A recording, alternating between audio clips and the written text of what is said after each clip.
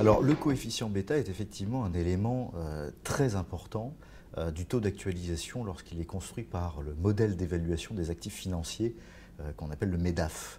Le bêta, rappelons d'abord ce qu'il représente. Le bêta représente le risque dit systématique, c'est-à-dire le risque qu'un investisseur en capital ne peut pas diversifier. Il le supportera peu importe la diversification de son portefeuille.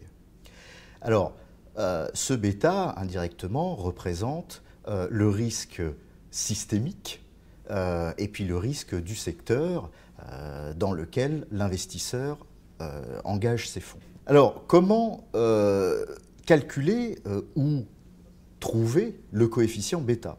Il y a deux approches possibles. L'approche analogique qui va consister à aller vers des bêtas trouvés par des comparables boursiers. Ces comparables boursiers sont parfois difficiles à trouver pour des PME non cotées. Mais il ne faut pas partir avec l'a priori qui consiste à dire que sous prétexte que nous sommes dans une PME non cotée, il n'y a pas de comparable coté. Il peut y en avoir. Dans ce cas-là, c'est un outil assez intéressant. Alors, faute de comparables boursiers cotés, que l'on peut comparer à nos PME non cotées, on va utiliser une deuxième approche, une approche dite empirique.